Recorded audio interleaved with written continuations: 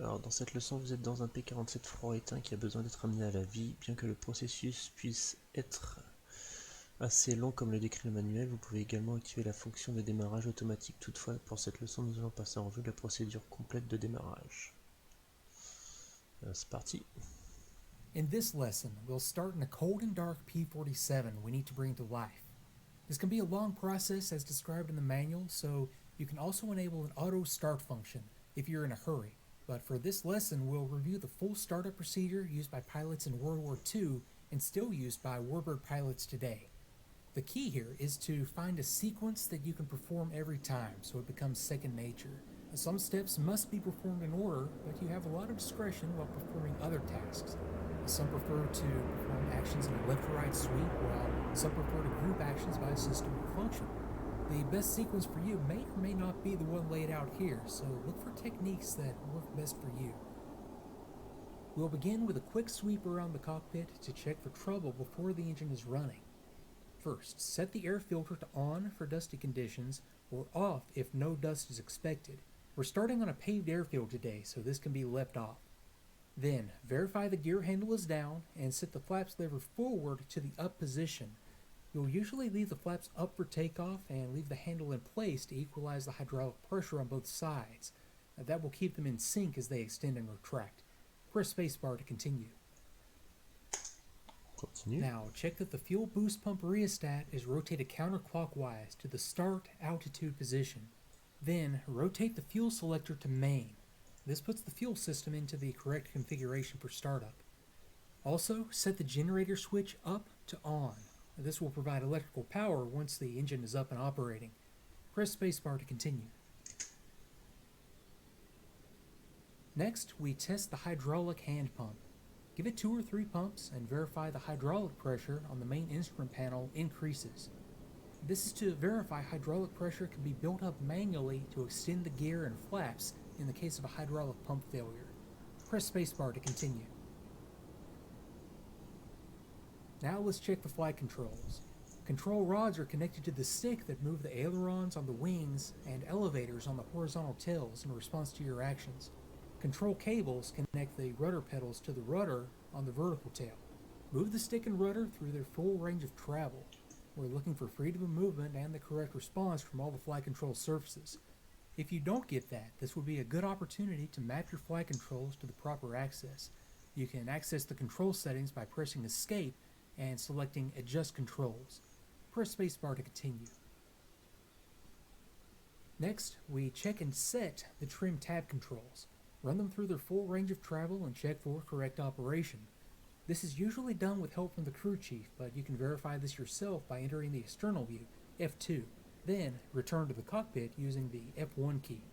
For takeoff, we set aileron to neutral, rudder to takeoff, elevator to neutral for an empty auxiliary fuel tank, or elevator to 1/4 inch forward of neutral for a full auxiliary fuel tank. We have an empty auxiliary fuel tank today, so go ahead and set that to neutral. Press spacebar to continue.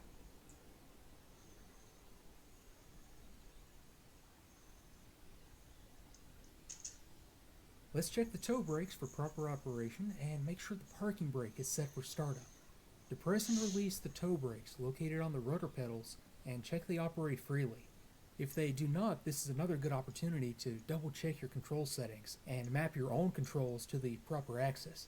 Then, to reset the parking brake, pull the knob, depress and release the toe brake pedals, then release the knob. The toe brake should remain depressed. This will help keep us from creeping forward when the engine is running. Press spacebar to continue.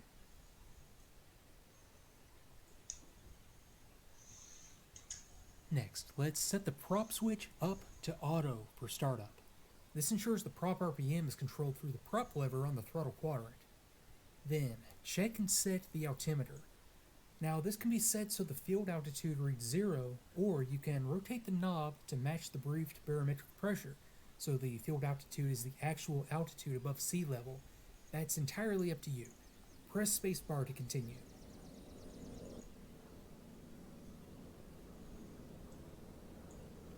After that, wind and set the clock. We can wind it by rotating the knob clockwise. Now the clock should already be set to local time, but you may adjust it by clicking to extend the knob, then rotating it to the desired time if you wish to work off Zulu time or some other pre-arranged reference. Press spacebar to continue. Next, let's open the engine cowl flaps.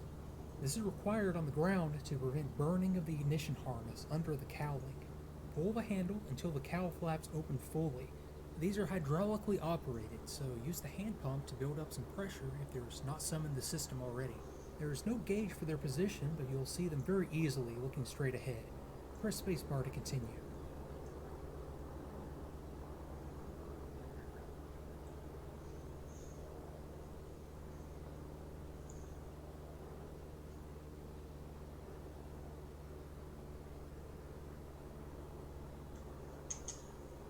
And now we come to a series of power on checks to verify operation of the electrically powered instruments and systems. First, set the battery switch to on. Check that the prop governor circuit breaker and all circuit breakers on the main electrical panel are in. If a breaker is extended, push it to reset. If it pops back out, there's a problem, usually an electrical short somewhere in that system. Depending on the importance of the system and urgency of the mission, you may either accept the fault and leave the system disabled, or abort the aircraft. For our purposes, this should be extremely rare though. Press spacebar to continue. Next, we'll test the warning lights. Toggle the two test switches on the main electrical panel up and down. Each switch is marked with the lights that are tested with each position. The landing gear, fuel level, oxygen, and turbine overspeed warning lights should come on as appropriate. The warning lights may also be depressed to test illumination of the bulbs. Press spacebar to continue. Now, check the fuel quantity indicator on the main instrument panel. Quantity for the main and auxiliary tanks should match the briefed level. These indicators are calibrated for an aircraft in horizontal flight, so use the correction table on the left when on the ground with the nose up. Then, check the oxygen pressure gauge to the right for a full charge. Press spacebar to continue. Then last, we test and set the intercooler and oil cooler shutters. Use the switches to cycle the shutters through their full range of motion as shown on the indicators just to the left. For a normal startup, set both shutters to the neutral position, but in cold weather the oil cooler shutter should be set to closed. Press spacebar to continue.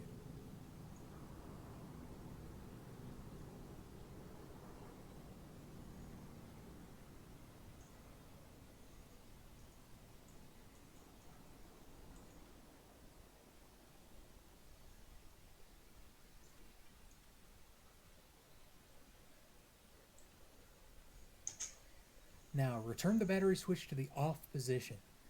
We'll start the aircraft using an external battery card connected later by the crew chief. We could start on the battery if needed, but using another power source for startup preserves the charge and extends the service life. Press spacebar to continue. With the basic system checks taken care of, it's time to start the engine. Let's set the levers on the throttle quadrant to the correct position. Now check or set supercharger full aft. Throttle cracked forward about 1 inch, prop full forward, and mixture aft to idle cutoff. Press spacebar to continue. Now let's ask the crew chief to connect the external battery card for startup. Open the communications menu with the backslash key and select ground crew, F8, then select ground. Oups, je vais modifier par contre.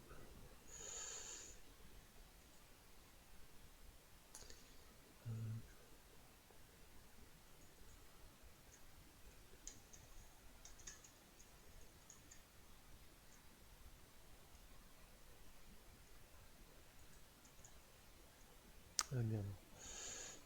Hop, effacer. Voilà, ça sera mieux comme ça. Power, F2, and on, F1. Press spacebar to continue after power is applied. Chief, turn on the ground power. Copy. Ground power is now on. The crew chief will have already rotated the prop several turns by hand, so now we prime the engine. Right-click to rotate the engine primer handle out of the locked position. Then pull the handle 2 to 4 strokes in hot weather or 4 to 6 if cold. It's a warm day, so prime 3 strokes, then right-click the handle to lock it back in place. Press spacebar to continue. Now verify the prop is clear and set ignition to both to select both magnetos. Then flick the starter switch up to engage, then back to off. This seats the starter brushes. Press spacebar to continue. Now these next few steps can go very quickly, so let's talk through what will happen first. We're going to energize the flywheel for 15 to 20 seconds using the starter switch until the flywheel is up to speed. It's important to get the timing right, so we're going to use the clock at the top left as a reference. After 15 seconds, we engage the flywheel onto the engine by setting the starter switch to engage. This transfers the flywheel's energy to the engine to turn it over.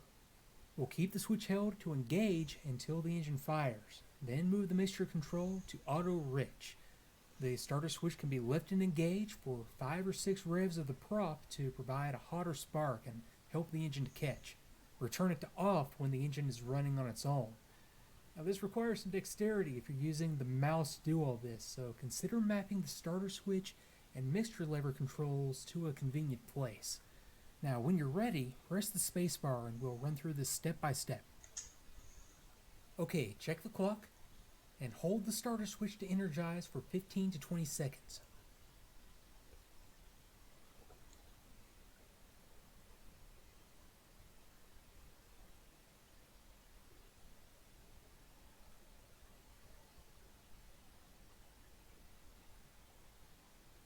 That's 15. Now engage. Look and listen for the engine to catch. Set the mixture lever to auto rich and release the starter switch after a few revs. Hey, what are you doing? It should be up and running. If that did not quite work, no problem. We can deal with that in the next step. Press spacebar to continue.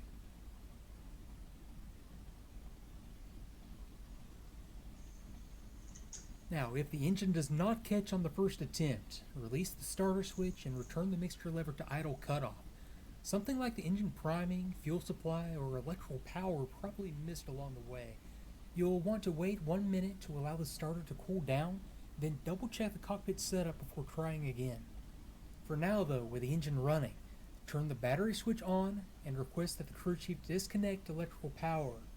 Open the communications menu with the / key and select ground crew F8, then select ground electric power F2 and off F2. Chief, Press turn off the spacebar to ground continue. power. Copy. Ground power is now off. Okay, now we need to let the engine warm up and check it out. Set the throttle so the engine RPM is about 900, and check the oil pressure right away. Shut the engine off if it's not above 25 psi within 30 seconds. Now in cold weather you can expect an oil pressure increase to about 150 to 200 psi before it settles down to its normal range of 75 to 85 psi. The oil temperature gauge should settle down at about 50 degrees Celsius. Fuel pressure should be about 22 to 24 psi, and cylinder head temperature should settle in at about 100 to 260 degrees.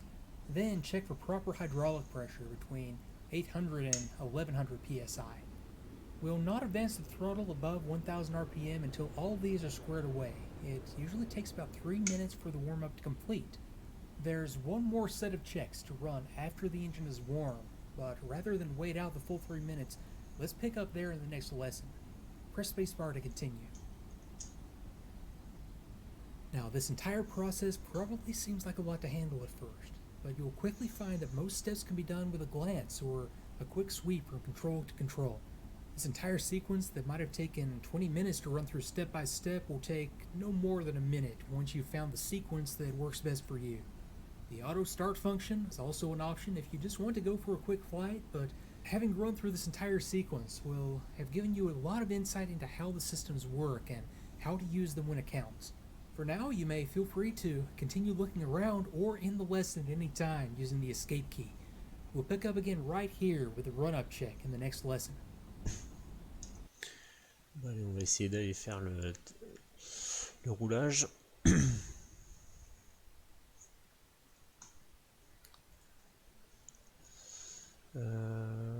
budget quoi, ça on s'en fout, je vais pas faire ça maintenant.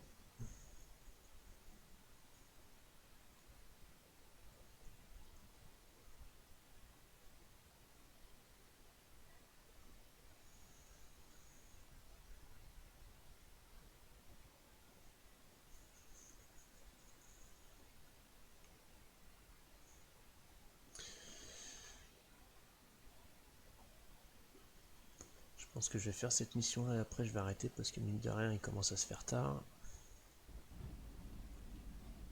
In the first 3 lessons, we looked over the aircraft, started it up, and made sure it was operating properly. Now it's time to take it out to the runway and get into the air.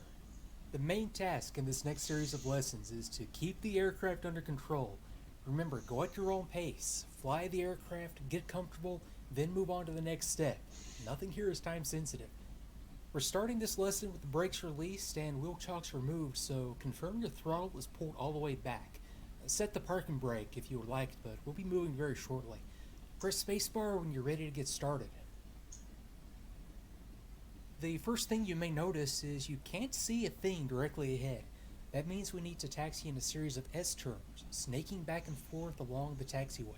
To do that, we're going to leave the tail wheel unlocked and use differential braking to steer the aircraft once we're moving. All it takes is a gentle pump of the brake on the side you wish to turn and the aircraft will swing in that direction. Verify the tail wheel lever is aft in the unlocked position. We'll leave it there until lined up on the runway. Press spacebar to continue. The runway is straight ahead, so we can follow these other 2 aircraft out. I'll talk you through the rest of the process and we'll have a look at technique as we go. Now, to press and release the toe brakes, to release the parking brake if necessary, and advance the throttle just enough to get forward motion. Test both brake pedals to verify they're working and start to get a feel for them. Once you're moving, use just enough throttle to maintain momentum.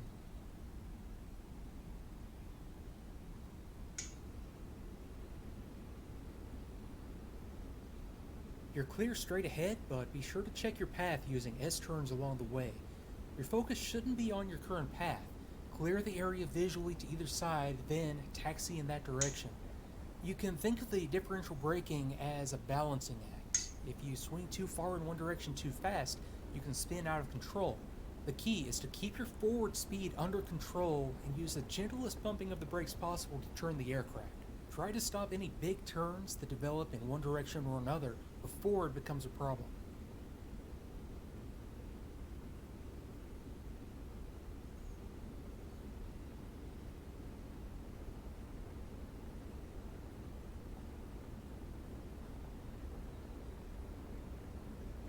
You've probably noticed the aircraft is easier to turn to the left than to the right. The spinning propeller creates a gyroscopic force that will naturally pull you to the left. Once you get a feel for it, you can use that to your advantage and even make some turns to the left without braking at all.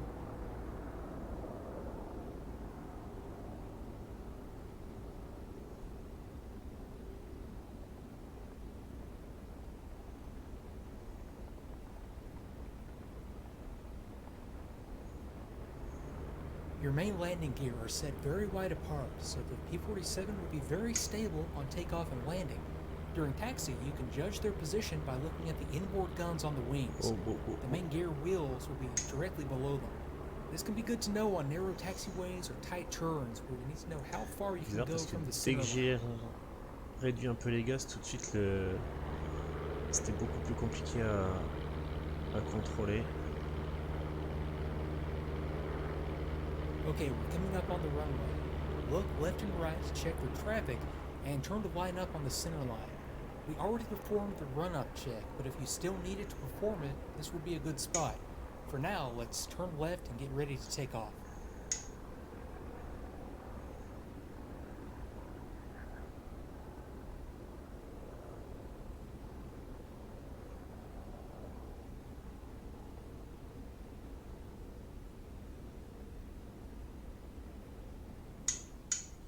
Now line up with the runway and roll straight ahead a little to align the tail wheel. Push the tail wheel lock lever forward to lock it fore and aft. We'll hold in place right here for a moment. Press spacebar to continue.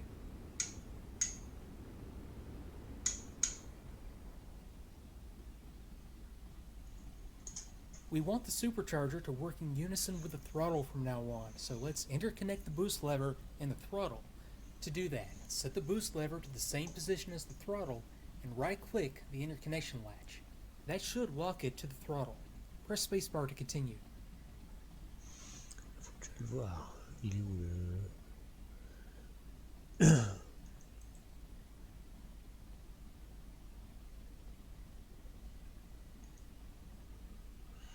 Est-ce que c'est bon du coup? Ouais, c'est bon. This is the very last chance to catch items that were missed before, so let's verify the items that could cause serious problems before committing to the takeoff roll. Let's check for trim tabs set for takeoff in the neutral or takeoff position, mixture auto rich, prop control box breaker in and switch to automatic, prop lever full forward, fuel selector, main tank, flaps up, cowl flaps open, and canopy open. Press spacebar to continue. The fun part is coming up next, so we'll talk through everything that is coming up, then run through it all step by step. First, we'll hold the brakes and run the engine up to 30 inches of mercury manifold pressure. The ammeter should show a charge from the generator, and engine instruments should read normal. Release the brakes and smoothly advance the throttle to 48 inches. Do not exceed 52 inches of mercury or use full throttle, as that can overstress the engine and create more torque from the prop than can be controlled. As you begin to move, the locked tail wheel will help keep you aligned, but you'll also need to use rudder to maintain track down the center line. Remember, the aircraft will naturally stray to the left due to torque, so anticipate some corrections to the right. The aircraft will also tend to weather vane into the direction a crosswind is coming from, so be sure to check the weather and windsock at the end of the runway so you know which direction you can expect to correct into. Large control inputs will be required at first until airflow makes the rudder and other surfaces more effective at around 60 miles per hour. After that, small, gentle inputs will be needed. Don't let that transition catch you by surprise, or you could end up over-controlling the aircraft. The aircraft will lift off from a 3-point attitude at about 100 miles per hour, but that's a little too close to the stall speed. We want to allow the tailwheel to come up just off the runway, then fly the aircraft off at about 110 miles per hour. At that point, above all, fly the aircraft. Then we'll get the aircraft cleaned up for the climb. Once we have a positive rate of climb established with everything under control, we'll raise the landing gear. When you're ready, press spacebar to continue, and we'll give this a shot. Okay, hold the brakes and advance the throttle to 30 inches of mercury. Check for normal indications with a charge on the ammeter and all the engine gauges in the green like we've seen in all the checks so far. Then release the brakes and advance the throttle to 48 inches of mercury.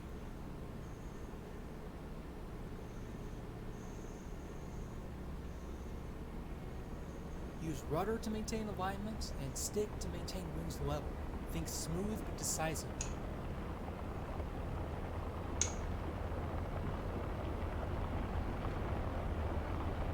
Okay, let the tail wheel raise slightly, then fly the aircraft off the runway. Don't over-rotate or you can stall. Hold back as gently on the stick as possible. Great job so far. Now remember to keep flying the aircraft. When you have it under control, touch the brakes to stop the wheels from spinning and raise the landing gear with the gear handle. There's no rush, but get them up. Why the landing gear warning light goes out to show they're up and locked. Take your time and press spacebar to continue. Let's reduce throttle some, then pull the prop lever back to 2250 RPM. This gives us the best climb performance consistent with engine health. Then set the throttle to 42.5 inches of mercury for the climb. Press spacebar to continue.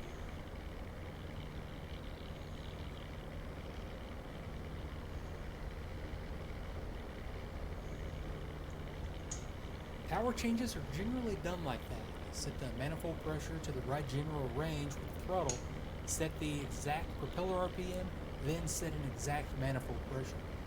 Your best climbing speed is 150 to 165 miles per hour.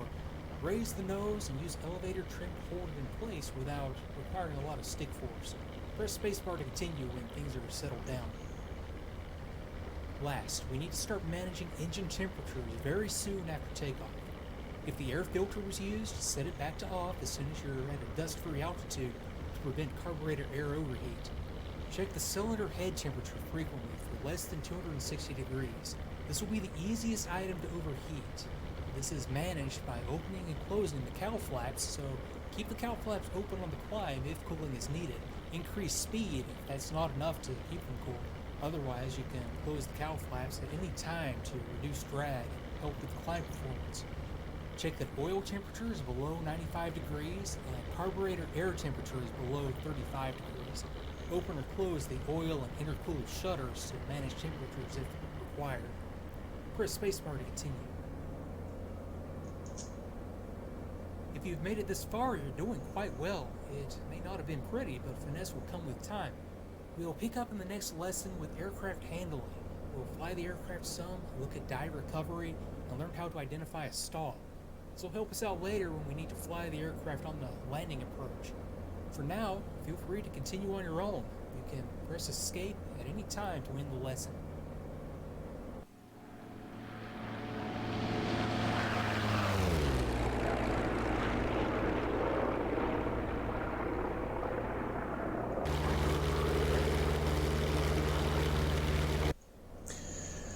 Bon, c'est vrai que pour une première approche, il n'est pas hyper compliqué à faire décoller, contrairement au speed. Mais ouais, franchement, je pense que ça peut être super sympa. Après, il va falloir apprendre à le faire atterrir, ce qui va être une autre paire de manches. Mais ouais, le décollage, je pense que ça sera pas trop un problème. Ça avait déjà été annoncé dans les différentes vidéos de youtubeurs qui sont sortis là, cette semaine en gros, qu'il était assez facile à faire décoller et à faire voler, et ouais, ça a vraiment l'air d'être le cas.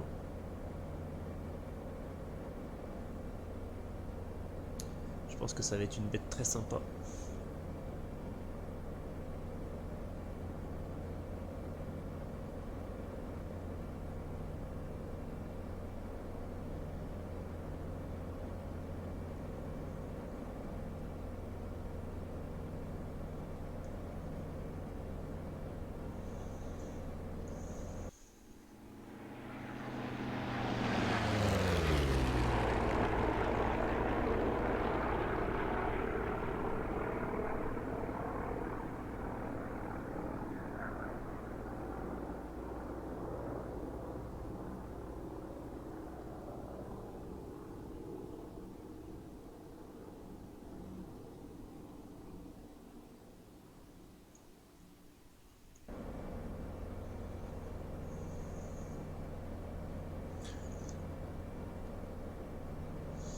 Ouais, je me tenterais bien un petit atterrissage comme ça. Bon,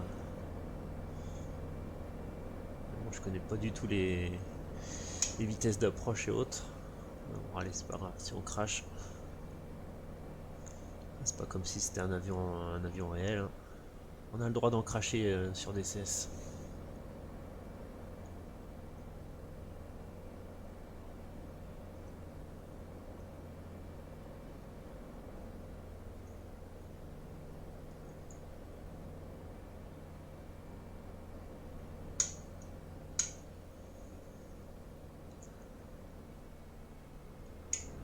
C'est vrai que par contre, avec le moteur, il y a un espèce de temps de latence.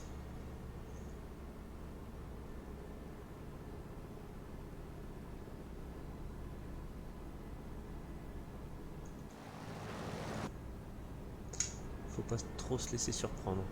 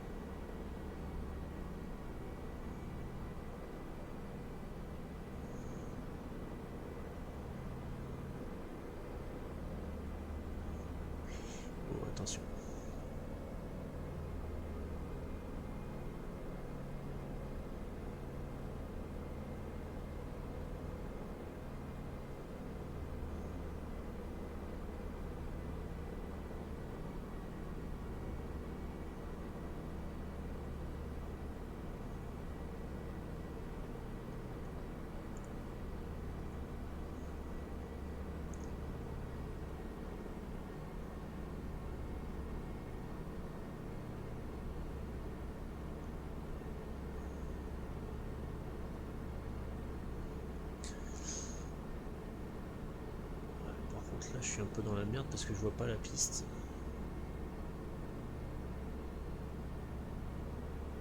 Faut faire une descente un peu plus brusque, pardon, avec le P47 visiblement, parce que c'est vrai que là avec le nez tu vois strictement rien du tout. Je devrais pas être trop mal aligné, je pense. Je suis un peu trop excentré. Aïe. Ah bon. Ah, j'ai commencé à décrocher juste, juste au moment où j'allais arriver sur la piste. Bon bah voilà, j'ai craché mon premier P47. Sûrement le premier d'une longue série.